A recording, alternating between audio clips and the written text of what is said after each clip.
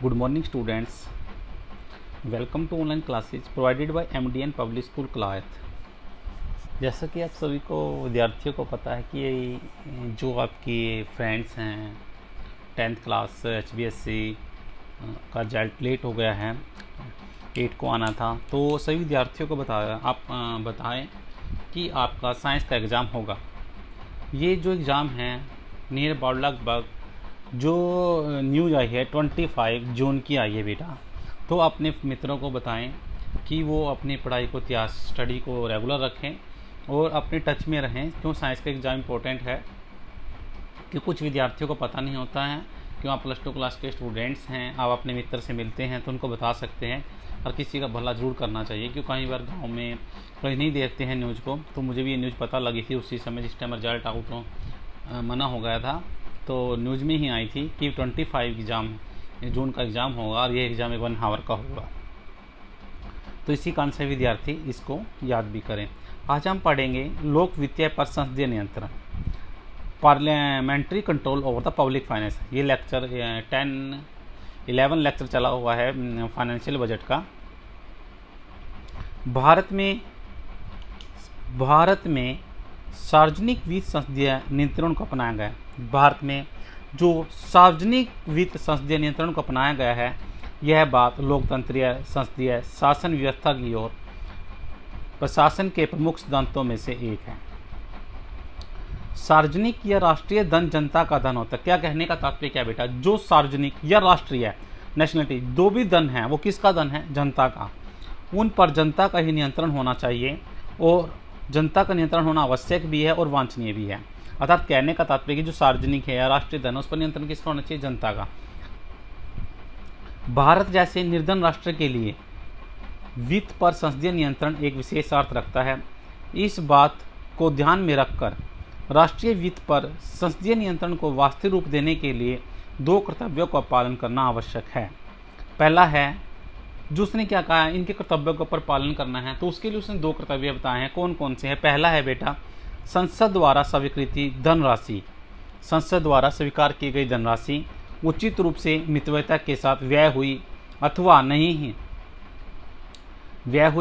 नहीं, तथा दूसरे, क्या सरकारी खर्च में मितव्ययता की संभावना है अथवा नहीं। संसद समय की कमी के कारण स्वयं इन कर्तव्यों को पूर्णतः नहीं निभा सकता। संसद क्या करता है भी, समय की कमी के कारण पूर्ण रूप से इन कर्तव्यों भी, संसद में कमी है, समय की कमी के कारण इनको भी पूर्ण रूप से निभा नहीं सकता। इसलिए इसी कारण उक्त कर्तव्यों को पूर्ण करने के लिए भारत ने सार्वजनिक वित्त संसदीय नियंत्रण के लिए 3 प्रमुख संसदीय समिति की स्थापना की है, जिन्हें सार्वजनिक वित्त संसदीय नियंत्रण का साधन कहा जाता है। और जो ये साधन है बेटा वो निम्नलिखित हैं। पहला है सार्वजनिक लेखा समिति, दूसरा है अनुमान लेखा समिति और तीसरा है सार्वजनिक उद्यम समिति। सार्वजनिक लेखा समिति और अनुमान समिति और सार्वजनिक उद्यम समिति।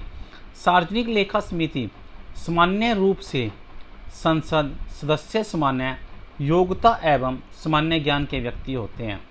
सामान्य रूप से संसद सदस्य होते हैं जो सामान्यतः योग्यता एवं सामान्य ज्ञान के व्यक्ति होते हैं।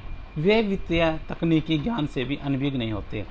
अतः सार्वजनिक व्यय की बारीकी से लेखांकन का कार्य कार्यपालिका के नियंत्रण से युक्त एवं स्वतंत्र लोक सेवका के वर्ग द्वारा करवाया जाता है, जो अपना प्रतिवेदन संसद के समक्ष प्रस्तुत करते हैं। संसद इस लेखांकन प्रतिवेदन की जांच के लिए एक विशेष समिति का गठन। उसने क्या कहा कि जो हम प्रतिवेदन संसद के सामने रखेंगे, संसद उसको सामने रखने के बाद लेखांकन की जो प्रतिवेदन है उसके लिए एक समक्ष कमेटी बनाते हैं, अर्थात एक समिति बनाते हैं। और उसे कौन सी समिति कहते हैं, लोक लेखा समिति। सार्वजनिक लेखा समिति में सन 1919 के सुधारों के साथ भारत में प्रथम बार इस समिति का गठन, इसको अंडरलाइन भी कर लें, सभी विद्यार्थी पहले ही बताया था, 1999 में गठन किया। भारतीय संविधान कहा जाता है। भारतीय संविधान सार्वजनिक लेखा समिति सन 1919 के सुधारों के साथ भारत में प्रथम बार इस समिति का गठन हुआ। भारतीय संविधान में इसकी उपयोगिता और औचित्य को स्वीकार करते हुए जब भारतीय संविधान का समय बात आई तो भारतीय संविधान में इसके धारा को स्वीकार करते हुए धारा 118 के अंतर्गत इस समिति की रचना के सिद्धांत को स्वीकार किया गया।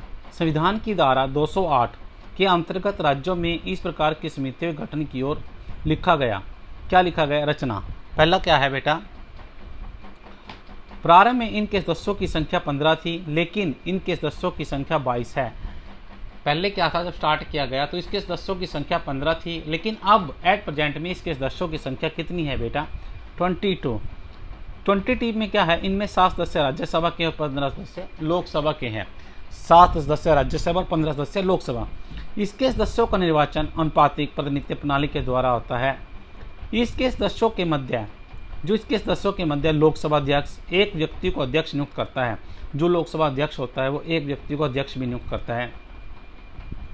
यदि समिति के सदस्यों में एक व्यक्ति लोकसभा का उपाध्यक्ष है तब वह स्वयं इस पद पर कार्य करता है। समिति के सभी निर्णय बहुमत के आधार पर संपन्न होते हैं। समिति के जितने भी निर्णय हैं बेटा बहुमत के आधार पर होंगे। समिति के अध्यक्ष का मत बराबरी की स्थिति में निर्णायक माना जाएगा।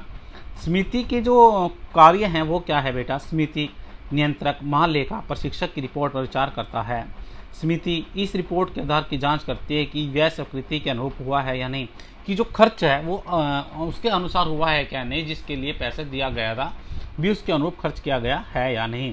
धन संबंधी अनुचित उपयोग की तरह संसद का ध्यान केंद्रित करती है। समिति उन सब व्यक्तियों का अधिकारियों को बुला सकती है तथा किसी ऐसे विवरण की मांग कर सकती है जिसे उसे आवश्यकता हो। व्यय धन पूर्ण मित्रता के आधार पर हुआ है या नहीं, इसकी जांच भी करती है। समिति नियंत्रण एवं महालेखा प्रशिक्षण से हर प्रकार की सहायता भी ले सकती है। जो इसकी आलोचना है वो क्या है? इसकी आलोचना में यह समिति लेखा का केवल पोस्टमार्टम करती है। इसमें सदस्य अपने आप को विशिष्ट अधिकारी के रूप में अनुभव करते हैं तथा पद का दुरुपयोग करते हैं। इसने क्या कहा, इसके आलोचना जो भी सदस्य हैं वो अपने आप को एक विशिष्ट अधिकारी मानते हैं, एक अच्छा, और वो कहते हैं वो उसका दुरुपयोग नहीं करते अपने पद का भी। इसमें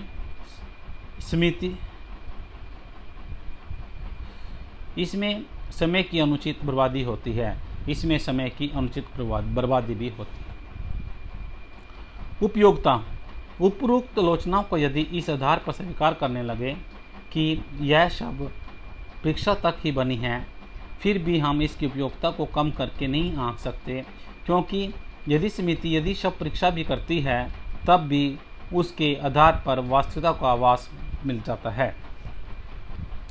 जैसा कि उपरोक्त वर्णन स्पष्ट हुआ है कि लोक लेखा समिति केवल वैसी ही बातों की जांच करती है जिनमें धन पहले से खर्च किया जा चुका हो। उसने क्या कहा भी जो लोक लेखा समिति है किसकी जांच करती है? जिसमें धन पहले से ही खर्च किया जा चुका हो। परंतु विधायिका को ऐसी समिति की आवश्यकता होती है जो इस विषय में परामर्श दे सके कि प्रत्येक कार्य मितव्ययता के साथ पूर्ण किया जा सके। साथ ही संसद के अधिकांश सदस्य वित्तीय मामले की तकनीकी में परिचित नहीं होते। संपूर्ण सदन बजट में प्रस्तुत अनुदान की मांगों के औचित्य व आवश्यकता को नहीं समझा पाता। इसके लिए संसद की एक ऐसी समिति का गठन किया जाता है जो संसद के समक्ष प्रस्तुत अनुदान मांगों का ब्यौरेवार समक्ष करती है तथा व्यय करने से पहले ही खर्च में जो व्यय किया जाता है उसे खर्च करने से पहले ही वो मितव्ययता लाने का सुझाव देती है। इसी उद्देश्य की पूर्ति के लिए विधायिका ने एक अन्य समिति का निर्माण किया है। जो इस उद्देश्य की पूर्ति के लिए जो विधायिका थी उसने एक समिति बनाई है जिसका नाम है बेटा अनुमान समिति कहा जाता है। Thank you, have a good day. जैसे कि आपने पढ़ा है लोक लेखा समिति, कल हम पढ़ेंगे इसके समिति में के कार्य के बाद इसके सार्वजनिक लेखा समिति, और कल पढ़ेंगे हम इसकी अनुमान समिति। Thank you, have a good day.